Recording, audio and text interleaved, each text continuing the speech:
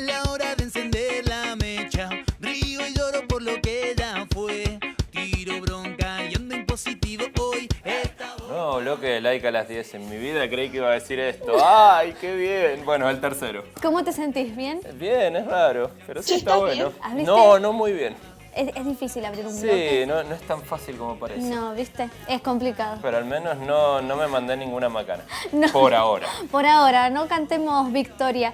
Bueno, hace una semana, se estaba contando, nosotros arrancamos nuestra columna de ciencias. Ajá. ¿Sí? Ya han llegado amigos, si se puede decir. Sí, sí. Nuevos amigos de Estamos Laica. muy acompañados. Sí, nuevos amigos de Laica a las 10 y ha llegado nuestro científico, nuestro investigador preferido, que no se nos pongan celosos los demás. Estamos hablando de Bernardo González Riga, investigador del CONICET, director del Laboratorio y Museo de Dinosaurios de la Facultad de Ciencias Exactas y Naturales. Bienvenido, Bernardo. Hola, gracias. ¿Cómo están, chicos? Bien, todo bien. Nos has traído como un montón de ejemplares. Algo que son réplicas. Un poco de todo. Después iremos trayendo algunas otras cosas más y quizás si podemos y tenemos la autorización, alguna pieza original. Bien. Opa, ¿escuchaste, no? Sí, no, igual da con esto. Se me puso Muy la- buen inicio. Sí, se me puso la piel de gallina. Bernardo, estuviste en Brasil. Te fuiste de viaje, te llamaron. ¿Qué fuiste a Sí. hacer a Brasil? Bueno, cuando uno piensa en Brasil, a veces piensa que uno fue a las playas, ¿no? Sí. Y está con una caipirinha sentado. No, en realidad fui a Minas Gerais, que está en el centro de Brasil, a la ciudad de Uberlândia. Ahí se hacía el Congreso Brasilero de Paleontología. Ajá. Sí. Entonces participaban alrededor de 500 paleontólogos de distintos países y bueno, a mí me habían invitado, incluso me pagaron todo para que fuera y diera una conferencia sobre dinosaurios. Ajá. Éramos dos los argentinos en todo ese grupo de paleontólogos. Claro, más de 500 personas asistieron al congreso y 2 argentinos, vos y ¿quién más? Bueno, Cecilia Araníbar de Buenos Aires, que trabaja con el estudio de los fósiles en la Antártida. Ujú. Bien, re lindo estudio. ¿Y de qué se trató un poco la charla que diste? ¿Qué recibimiento tuviste también de los brasileros?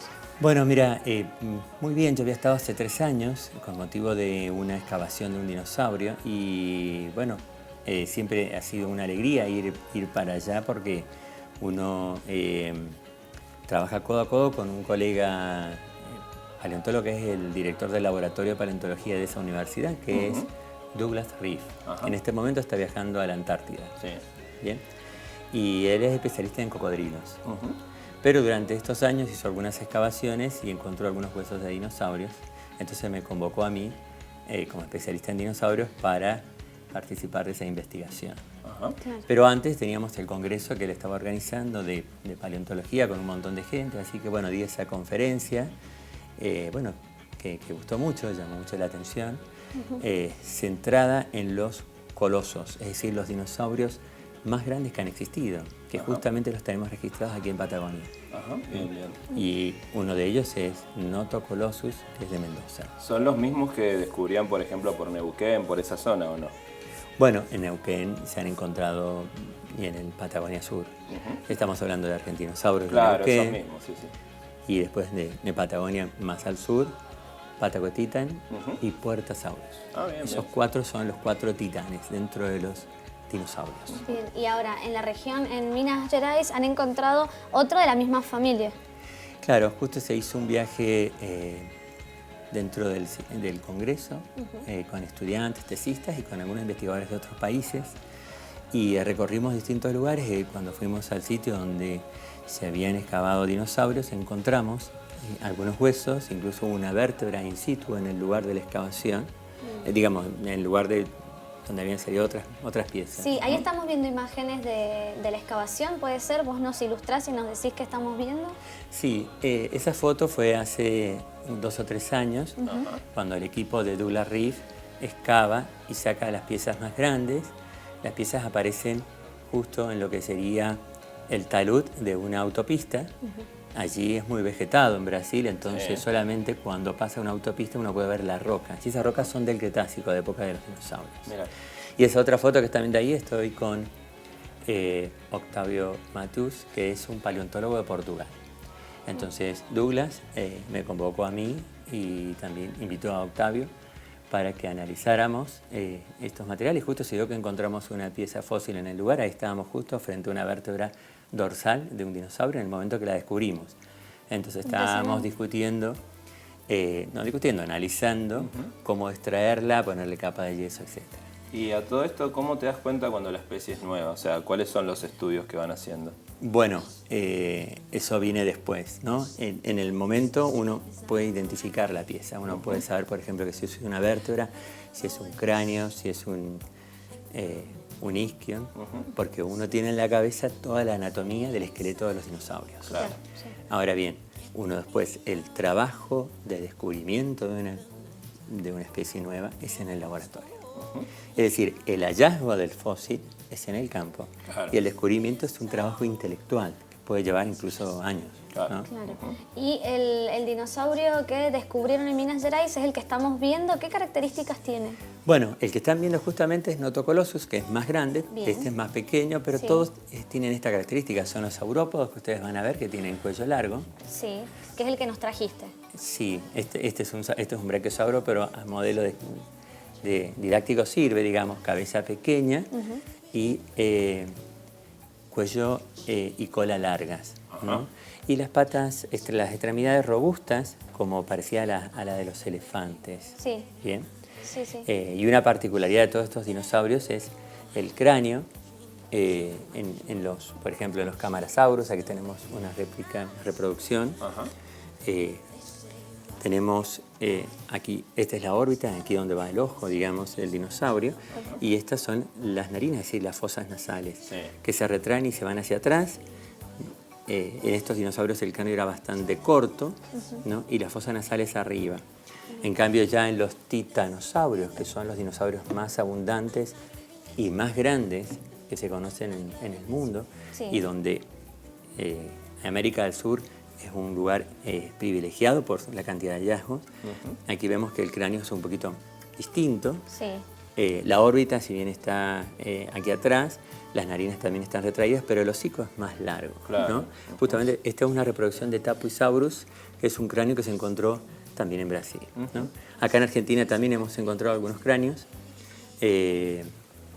Nosotros tenemos un cráneo en estudio, se han encontrado también otros en el norte de Patagonia y en el sur de Patagonia, Sarmientosaurus, un cráneo bastante importante. Yo te iba a preguntar, ¿son muy diferentes entre sí las especies que encontraron en Brasil y respecto a Argentina o hay muchos parecidos? Bueno, hay diferencias, sí. La especie de Brasil es pequeña para ser dinosaurio. ¿Bien? Nosotros en el laboratorio justamente hay una fotografía ahí de registro para mostrar. Uno lo que pone es todas las piezas que se han ido recuperando. Bien, ahí estamos viendo, Y- podemos ver las imágenes. Y empezamos a comparar esas especies, porque queremos saber, por ejemplo, si hay un espécimen o dos, es decir, si hay un adulto y un juvenil.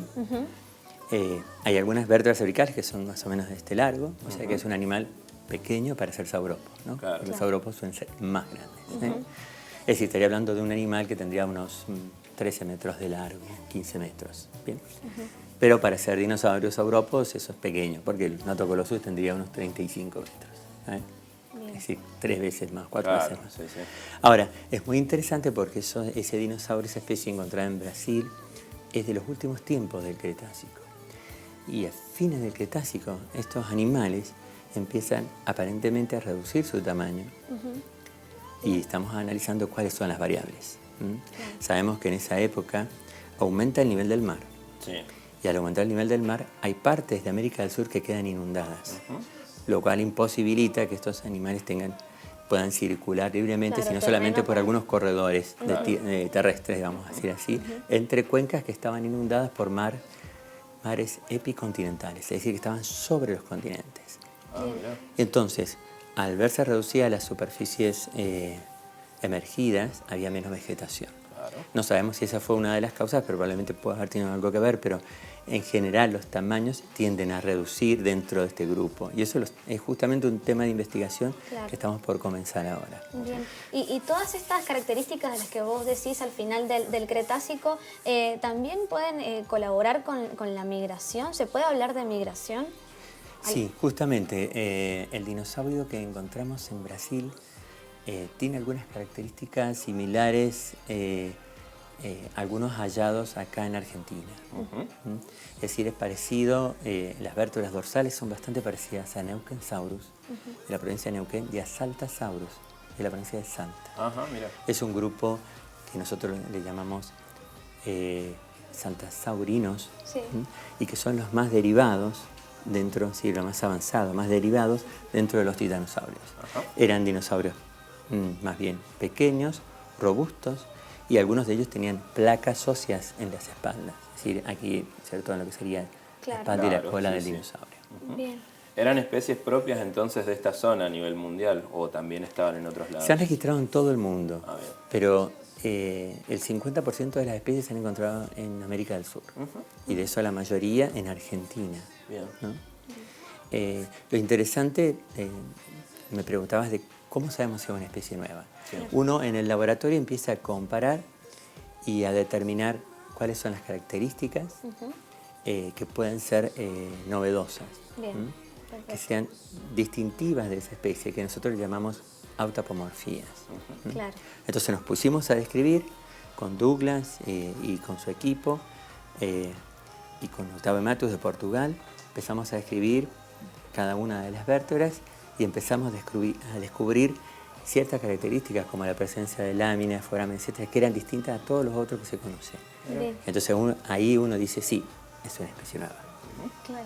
Me imagino una experiencia hermosa para vos, ir a Brasil, descubrir esta especie nueva, darte cuenta en el laboratorio que es una especie nueva de la que estamos hablando. Contanos, bueno, un poco cómo es esa experiencia, cómo te sentiste. Bueno, me sentí bien, justamente Realizado. emocionado, sí, porque cada vez que uno descubre una especie nueva,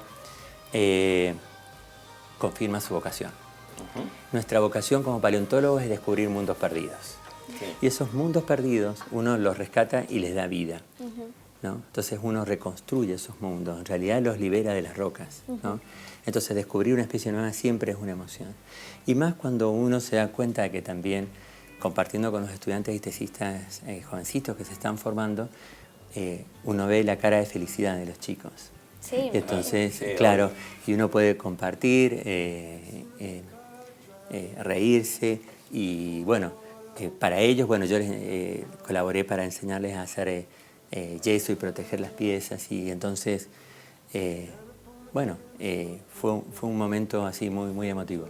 Claro, sí, me imagino. Además, para los chicos que están aprendiendo, obvio. que se quieren dedicar a eso, como dice Bernardo, reafirma tu vocación, y también fuiste reconocido por la Honorable Cámara de Senadores. Lo voy a leer, la De la distinción provincia. de la provincia, sí. Lo voy a leer. La distinción se otorgó por su trayectoria de 25 años al servicio de la investigación científica, educación, extensión social y protección de restos fósiles de dinosaurios y sus yacimientos, como bienes culturales de la provincia de Mendoza y de la Nación Argentina. Tremenda distinción. ¿Qué se siente? Sí, bueno, eso en realidad da para otro bloque completo, para otra oportunidad, pero yo puedo adelantar que fue una experiencia, bueno, muy gratificante. No esperábamos por ahí ese contacto tan directo con los diputados y con los senadores, ¿no? Pero ellos vieron las noticias, nos llamaron por teléfono, tuvieron la inquietud de hacer esta distinción, y la verdad que es muy interesante, porque la distinción se hizo el acto en la universidad, Sí. y entonces le dimos la oportunidad también de visitar el laboratorio del Museo de Dinosaurios, Claro, conocieron, sí. explicarle qué es lo que estamos haciendo, cuáles son nuestros proyectos, contagiar ese entusiasmo. Participaron también autoridades del CONICET, del CCT, directores de otros institutos, el vicerrector, el decano de la Facultad de Ciencias Exactas, el doctor Sioco, y después todos también participaron y hablaron. Y entonces lo más interesante que dejamos así un poco en el aire fue,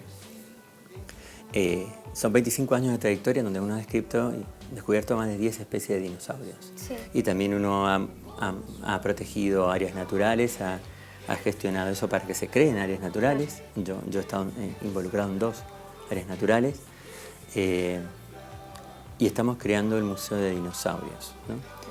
Pero más que eso, Sí. hay algo más importante, que es formar un equipo de investigación que tenga valores solidarios, cooperativos, que no sea individualista, sino que sea todo lo contrario, que esté abierto a la sociedad, que tenga ese espíritu sin marcar las jerarquías que a veces hay en la ciencia y en la universidad.